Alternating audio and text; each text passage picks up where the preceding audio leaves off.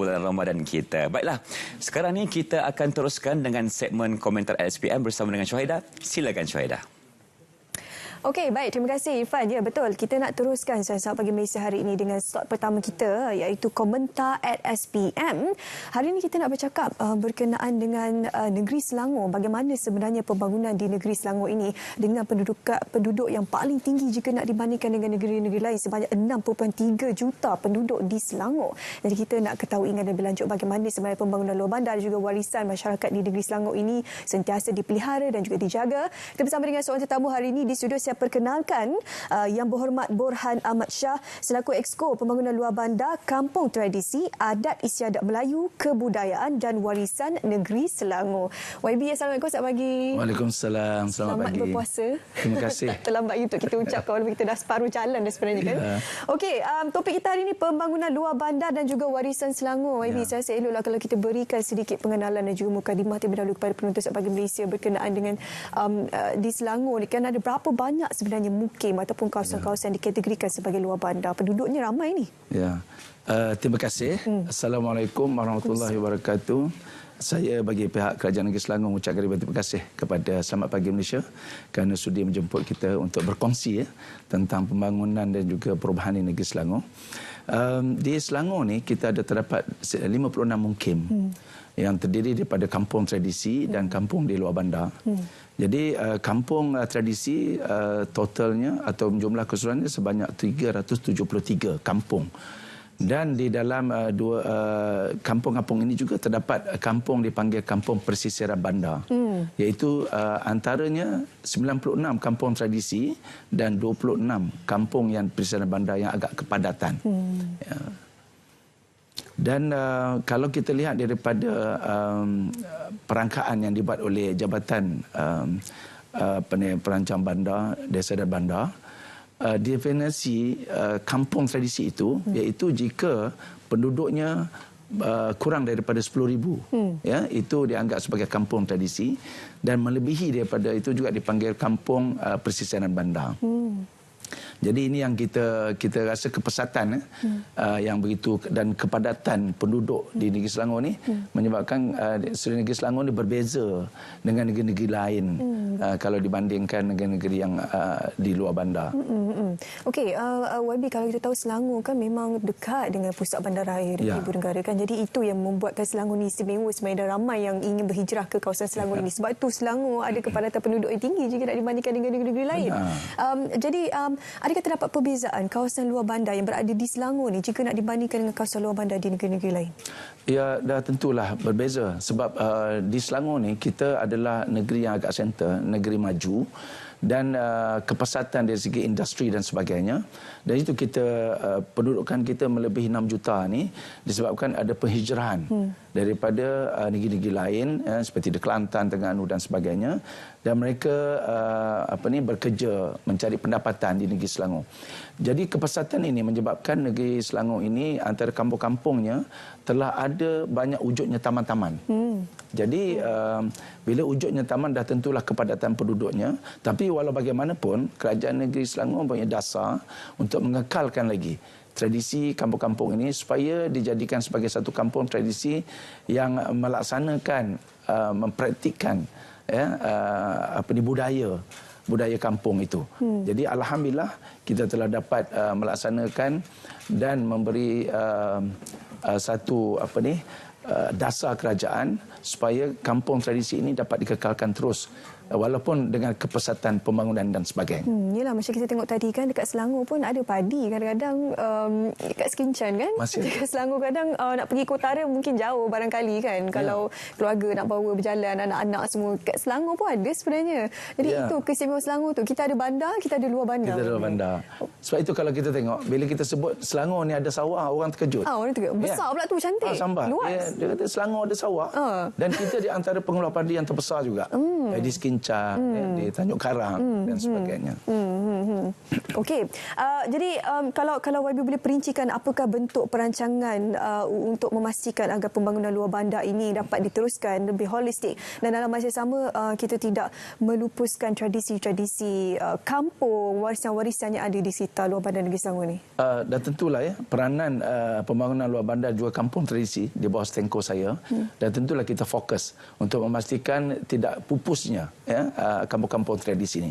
Di bawah kerjasama dengan Plan Malaysia, di mana kita telah menjadi pilot project ya. Satunya iaitu kita panggil Smart Desa Bistari ataupun pusat Smart Desa, di mana kita telah mengenal pasti 2 daerah, iaitu daerah Sabak Bernam dan juga Kuala Langat. Telah kita bangunkan 2 tempat di mana kawasan balai raya ataupun bangunan yang terbiar kita bangunkan semula untuk dijadikan pusat bistari ataupun center untuk aktiviti setempat. Di sini kita akan adakan kelas tuition, kita akan adakan juga kelas komputer untuk aktiviti luar bandar. Jadi yang ini adalah antara projek yang pertama kali yang dibuat adalah di Selangor dan akan dirasmikan insya-Allah pada bulan 5 ini. Ya, dan jika ini berjaya, kita akan kembangkan lagi bukan saja di Negeri Selangor, mungkin pihak Plan Malaysia akan melebarkan lagi ke seluruh negara insya-Allah.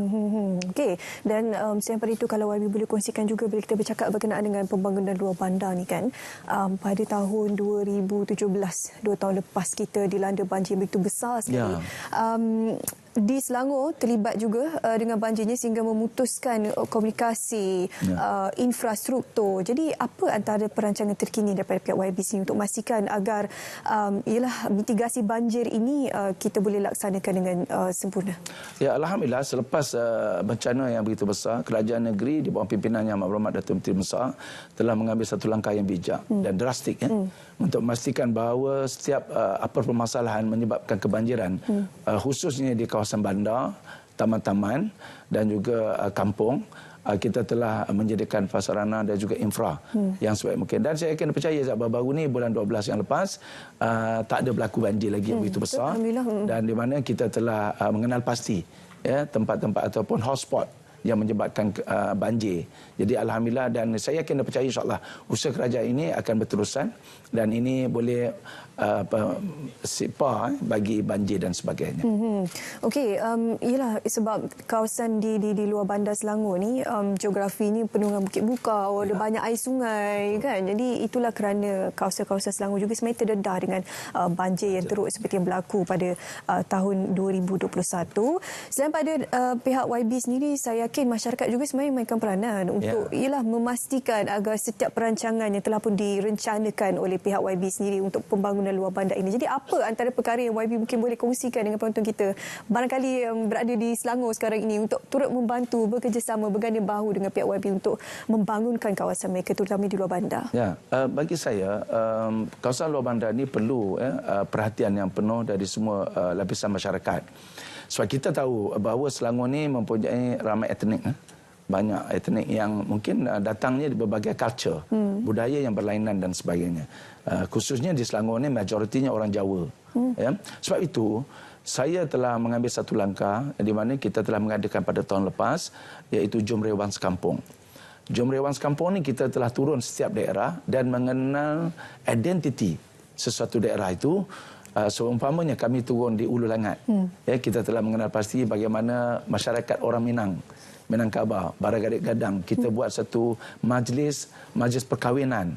Dan kalau kita turun di Sabak Bernam, mereka dengan orang Jawanya, Rewang Sekampung. Dan inilah di antara yang kita nak kekal supaya masyarakat kampung khususnya generasi muda, ya, mereka ni tahu bahawa rewang ini ataupun gotong royong masyarakat kampung ni telah wujud sekian lama. Jadi tujuannya adalah untuk mengenal pasti mereka ini dalam keadaan ukhuwah yang baik, kerjasama yang baik dari semua lapisan masyarakat. InsyaAllah program ni kita akan teruskan Jom Rewang Sekampung ni, di mana kita bermula 2 hari 1 malam Jadi kita akan kumpulkan masyarakat kampung, tidak kira daripada mana pun lapisan masyarakat, dan mereka masak bersama gotong royong. Pada malamnya kita akan makan bersama ataupun kenduri sekampung. Bila rewang tu YB? Dah lama dah?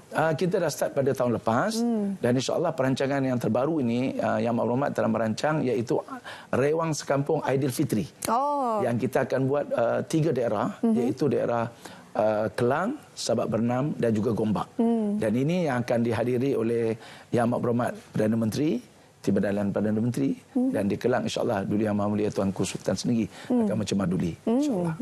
Okey, seronok tu maksudnya sudah perancangan bersama dengan perayaan Hari Raya Aidilfitri nanti untuk merewang dan secara langsung boleh mengenali masyarakat-masyarakat ataupun etnik yang berada di Negeri Selangor ini. Okey, terima kasih kepada Yang Berhormat Borhan Aman Shah selaku Exco Pembangunan Luar Bandar Kampus Tradisi Adat Istiadat Melayu Kebudayaan dan Warisan Negeri Selangor sampai hari ini YB untuk berkongsi berkenaan dengan apakah perancangan yang dilaksanakan oleh Exco Pembangunan Luar Bandar untuk memastikan agar keterjaminan hidup masyarakat di Selangor ini sentiasa dipelihara. Saudara, kita nak kembali semula bersama dengan Irfan untuk perkongsian seterusnya. Silakan Irfan.